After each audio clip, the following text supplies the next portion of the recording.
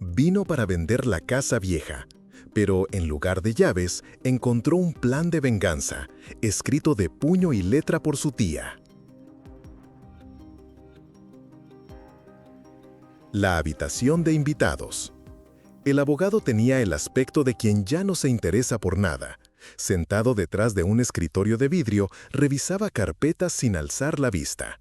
Solo cuando pronunció el apellido, su voz tembló ligeramente. «¿Señorita Wilson?» Ella asintió. Él le entregó un sobre marrón, grueso. No tenía remitente, solo una nota escrita a mano. Abrir personalmente, no cambiar nada. M. Nada más, ni foto ni explicaciones. Solo un nombre, cortado como una cicatriz al final de la línea. Y una firma, escrita como si intentara borrar algo.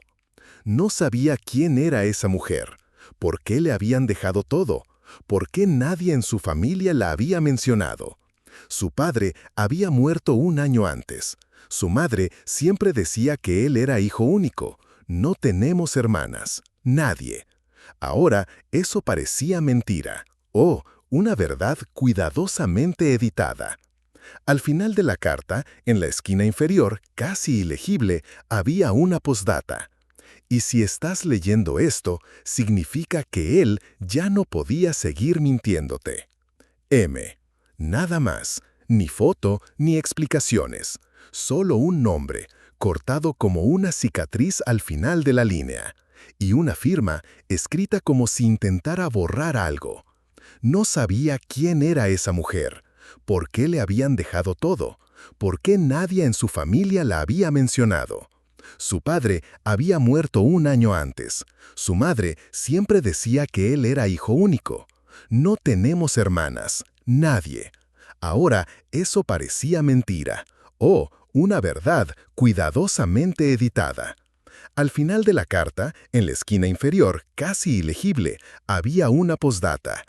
Y si estás leyendo esto, significa que él ya no podía seguir mintiéndote. Volvió a guardar la carta y miró por la ventana. Las hojas caían de los árboles y había algo en esa caída que parecía un signo. Una hora después se desvió de la autopista. Un día después estaba frente al porche torcido.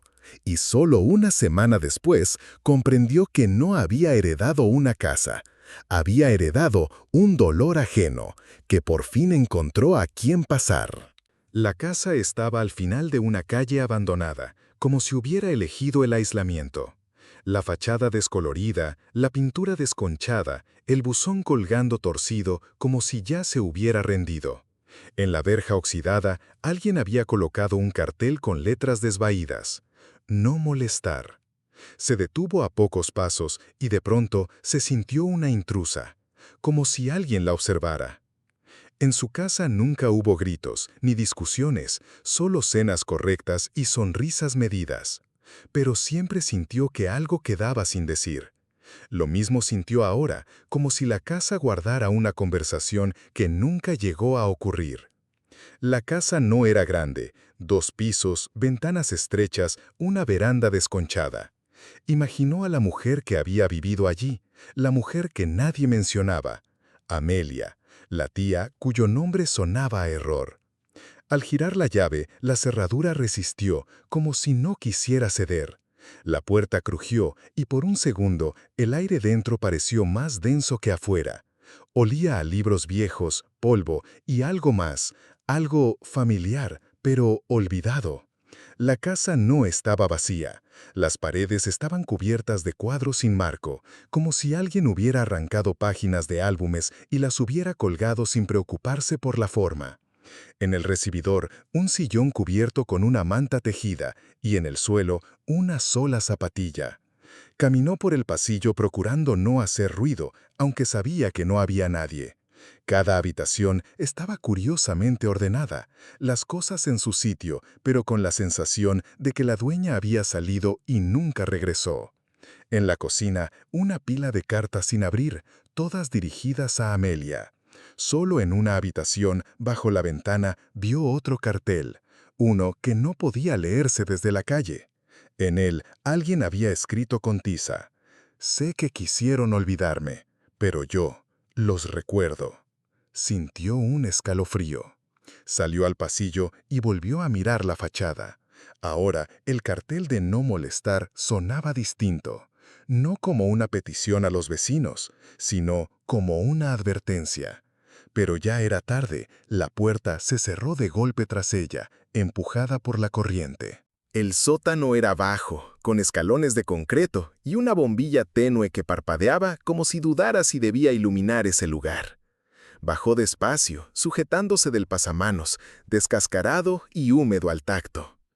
Y el olor era distinto, una mezcla de humedad, papel viejo y algo indefiniblemente frágil, como si el aire aún recordara el llanto. A la izquierda de la escalera había una mesa antigua cubierta de cajas. Retiró la de arriba, contenía frascos vacíos de pastillas y fragmentos de notas. Debajo, un manojo de cartas atadas con cordel. La primera tenía un sobre con la inscripción, para ella, cuando esté lista. La letra era recta, ordenada, firme, la escritura de alguien que había callado demasiado tiempo. Se sentó en un peldaño y abrió la carta. El papel estaba amarillento, como si hubiera vivido allí más tiempo que la propia casa. No me conoces, pero yo sé quién eres. Eres la hija de quien se apartó de mí. No es reproche, es solo un hecho. Me llamaba Amelia, pero en la familia ese nombre se borraba como una mancha. Era la menor, la rara, la enfermiza. Decían que asustaba a las visitas. Y luego que era mejor no recordarme. No sé vengarme, solo sé recordar. Y la memoria también puede arañar. Eres la última que puede decir mi nombre. No había firma, solo una breve nota en el margen. Si estás leyendo esto, significa que ya estás dentro. Alzó la mirada. En las paredes del sótano había círculos dibujados con tiza. Dentro de cada uno, un nombre. El de su padre, el de su abuela y el suyo, escrito más tarde que los demás, con una línea temblorosa, como si la mano dudaba. El corazón le latía con fuerza. Amelia no solo había vivido allí, se había estado preparando, y al parecer la esperaba a ella. Estaban dentro de una caja de zapatos, envueltos en una tela que olía a vinagre y tiempo. Las tapas estaban cuarteadas, las páginas frágiles, pero la tinta seguía intacta. Había 7 cuadernos en total, cada uno con fecha y un título breve en la portada. Invierno, sin respuestas. Primavera, sin cartas. Verano, sin ellos. Eligió el primero y lo abrió. La letra era la misma, firme, contenida, pero las entradas eran densas, cargadas de detalles. Oí a mamá decir, con ella no hay futuro. Entonces empecé este diario, para que al menos me quedara el pasado. Las páginas estaban llenas de observaciones, precisas, casi clínicas. ¿Quién se sentó dónde en la cena? ¿Quién miró con qué expresión? ¿Quién fingió no escuchar? Pequeñeces que nadie suele retener, pero allí estaban conservadas, como pruebas. Más adelante los escritos se volvieron listas. Hice un inventario, no por venganza, por orden. Si nadie recuerda, lo anotaré yo. Entre las páginas de uno de los diarios había un recorte de periódico, un artículo sobre una gala benéfica organizada por su padre. En la foto, él, su madre y ella misma de niña. El titular decía, «La familia Gray une corazones».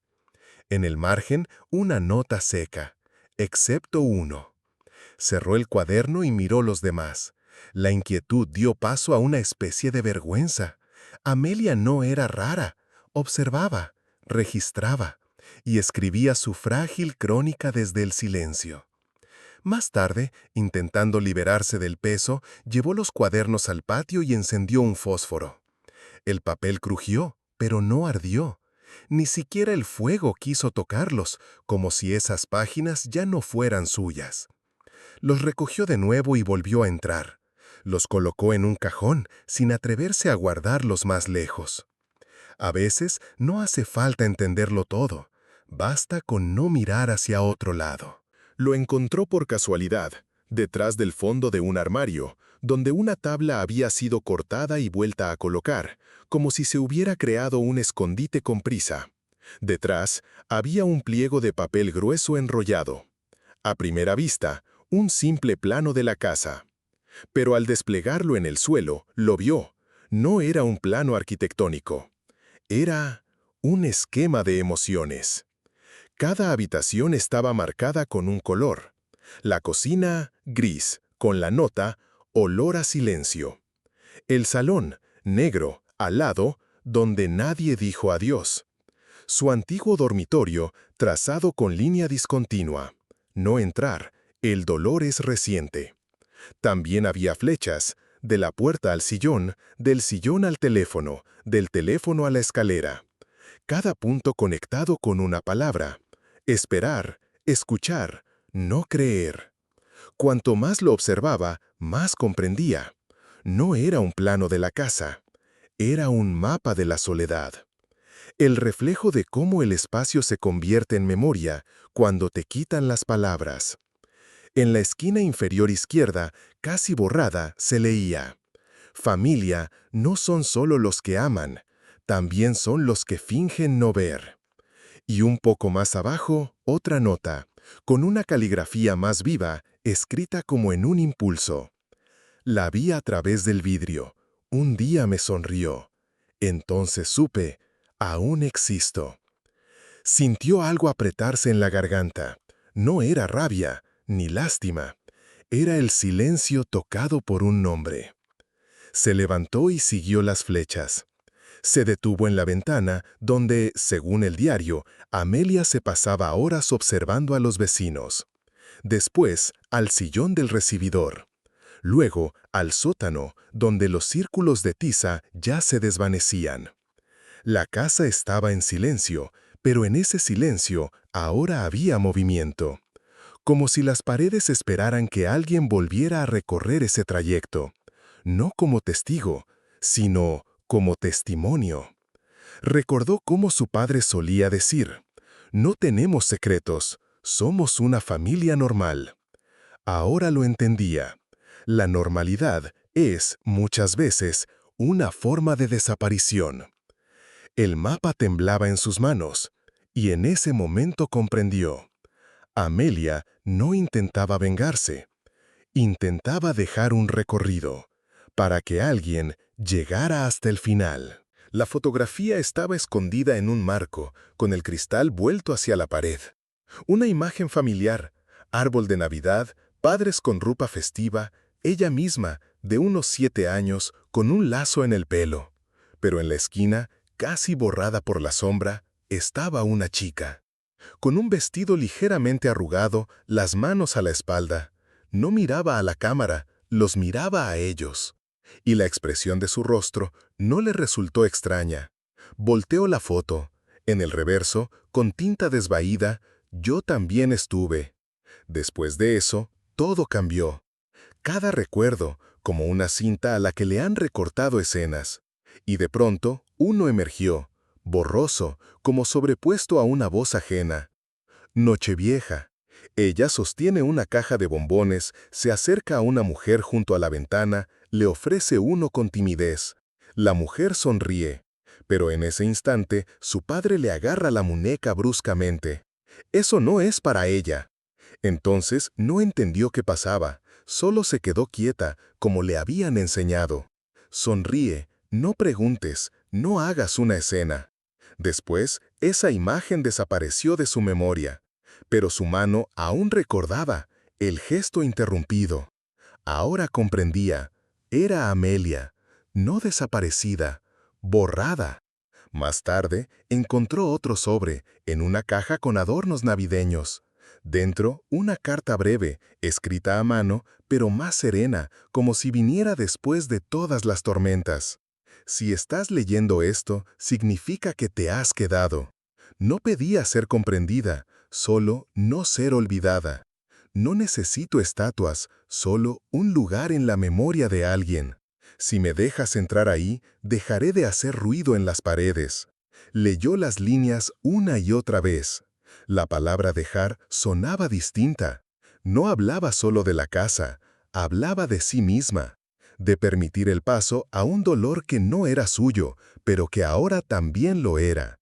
Porque ahora sabía, cuando guardas silencio junto a otros, también te vuelves parte del olvido.